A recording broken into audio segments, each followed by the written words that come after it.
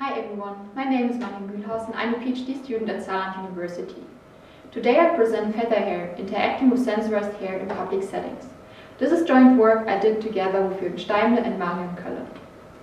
The body as an interaction space has long fascinated HCI researchers, and in this space, hair is especially compelling because of its exposed position on the body and its unique physical affordances since it is soft and malleable. Prior work has contributed first interactive hair prototypes using capacitive sensing, and notable examples here include, for example, Vega et al.'s Hairware and Dirks et al.'s Hair.io. However, so far none of these works has been taken into account of field deployment, as capacitive sensing is not robust enough for diverse and ever-changing everyday contexts, including, for example, wind, moisture, or incidental touch. But crucially, hair has high socio-cultural significance. Thus, we need to take our prototype into the field, and only then we can fully evaluate and understand user expectations towards interactive hair. And with FeatherHair, we address this challenge. So FeatherHair is a gesture-controlled hair interface that is suitable for field deployment. In our pictorial, we contribute first a fabrication process for sensorized hair and a robust hybrid sensing technique which is suitable for outdoor everyday environments. Second, we contribute insights from evaluating FeatherHair in diverse social contexts and design implications for future socially acceptable and usable hair interfaces. FeatherHair consists of several strands of off-the-shelf FeatherHair extensions that we sensorize to enable various input gestures, and it combines capacitive and piezoresistive touch sensing. And with this hybrid sensing approach, we can enable robust gesture recognition. Our proof of concept prototype consists of 3 strands of sensorized feathers connected to a microcontroller. To robustly detect gestural input, capacitive and resistive measurements are obtained through spatial multiplexing. And to sensorize our feathers, we used in situ polymerization. So in situ polymerization is a chemical treatment that is introduced by Oni et al., and it causes conductive polymers to form in and around the feather's barbs and barbules. The feather is now conductive but retains its tactile qualities. So when pressed or stroked, the downy structure of the feather causes a change in the resistivity as the polymers compress. So our FeatherHair extension shows piezoresistive behavior. For capacitive sensing along the full length of the feather, we wrap the feather shaft with a 0.035 mm thin conductive thread. Also, we created solderable connectors to connect our piezoresistive and capacitive feathers to the microcontroller. And you can find the details in our pictorial. To turn our sensorized feather extension into functional interactive hair, we implemented a gesture recognition routine using a random forest classifier. And we trained this classifier for a dataset consisting of 5 gestures. These include tap, double tap, hold, slide, and twirl.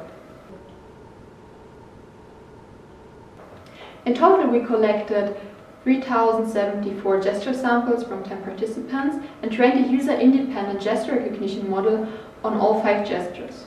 However, to boost the recognition accuracy for our field study, we eliminated twirl from our set of gestures, as it turned out to be prone to noise.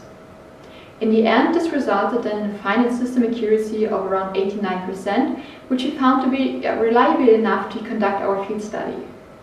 And we detail more about our data collection procedure and the implementation in our pictorial, and you can also access the dataset and the trained model in our GitHub repository. Evaluating hair interfaces in actual social contexts is crucial, as hair itself is social. To this end, we designed a field experiment for FeatherHair, where participants followed a working route across campus. And during the field study, they weren't interactive with FeatherHair while crossing various social contexts, such as popular public outdoor areas, busy bus stops, quiet indoor or outdoor locations, or for example, university cafeteria. Also, we split the walking route into 3 parts. So first, the participant was accompanied by the experimenter in a guided walk. Here, the experimenter prompted the participants to perform specific gestures at specific locations. And directly afterwards, the experimenter asked the participant in a conversation-like manner about how they felt performing the gesture in a specific social context. Also, to eliminate the potential bias of the experimenter's presence, we also included an unguided segment where the participant did the interaction with our prototype without the researcher's presence. At the end of the route, they met again and the participant could report their experiences. The last third of the route again consisted of a guided walk. Here the participants were allowed to freely explore any further interaction with FeatherHair that they could think of, but they were also encouraged to reflect on further appearance or interaction with aspects that were not yet covered in the prior parts of the work. Afterwards, we analyzed the audio recordings of the conversation inductively using a combination of qualitative content analysis and semantic thematic analysis. And with that, we could include both pragmatic, usability-related aspects in our discussion, but also more subjective and experiential aspects. Taking FeatherHair to the field allowed us to synthesize 4 major design implications that are specific to interacting with hair interfaces in public settings. And these implications cover variability, suitable gestures, diverse users, and social context. In the following, I detail on some key findings for each area, but please refer to our pictorial for the complete overview. Key in terms of variability is that naturalness needs to be balanced against discoverability. Because we observe that the more the interface feels like real hair, which is a desired property, the more difficult it actually becomes to distinguish it from real hair, which is a required property, and in turn this limits the usability of the interface. As a remedy, we suggest to selectively adding passive haptic landmarks to the sensorized hair, and these can help to guide the user's interactions without altering the overall hair-like structure. In public settings, users often desire unobtrusive interactions. For interactions with hair, these are flowing movement patterns such as sliding or twirling. These movement patterns occur naturally, and for that reason they are unobtrusive and intuitive. And since they are also familiar to the user, they result in a decreased cognitive load. However, these naturally occurring gestures are also more likely to be misinterpreted by others and also to cause false activations. Thus, when designing gestures for hair interfaces, it is crucial to consider in which context and for which tasks gestures should be used. For critical tasks, for instance such as calling the police, unvirtual gestures such as long hold might be more favorable as they do not occur incidentally and feel probably also more reliable to the user. Hair is as diverse as users are, so gestures such as twirling or sliding are not applicable for short or very long hair. Similarly, how suitable a form factor or an attachment method is depends on the individual structure of the user's hair. In addition, participants in our user study pointed out how not only the gender but also other aspects of their identity shape their expectations towards hair interfaces, for instance regarding the aesthetics of it. And the implications for designers is that the interface cannot be a one-type-fits-all device, but rather should be a tailor-made device that is tailored towards the needs and expectations of a more specific and closely defined group of users. The main goal of our research was to evaluate the hair interface in actual social contexts. And one of the most important things that we found here is that the social acceptance of a hair interface largely depends on a specific context in which it is used.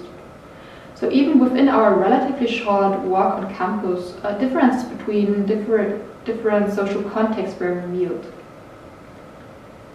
So for example, the more involved a user was in a conversation or interaction with another person, the more unacceptable the interaction with technology becomes, even if it is disguised as a naturally occurring and familiar gesture. So touching or twirling one's hair amidst a conversation is also commonly considered a sign of mental absentness or insecurity. So then independently from whether there is technology that you're interacting with or not. And on the other hand, for situations where the user is not the focus of attention, we were able to show that interactions with hair can be convenient, intuitive, and socially acceptable. In summary, we argue that the hair interface should not be designed for a general purpose, but each designed for one primary social context in which it shall be deployed. In summary, our work contributes a fabrication approach for a gesture-controlled hair interface, which is robust enough to be deployed in the field. We show how to combine the unique haptic affordances of off-the-shelf FeatherHair extensions with hybrid sensing, And finally, we also contribute design applications that are specific to interactive hair and that will allow to make interactive hair less disruptive and more usable, while also accounting for bodily diversity and social influence. So if you have any questions, feel free to reach out via email, and don't forget to check out our pictorial. So enjoy and thanks for watching.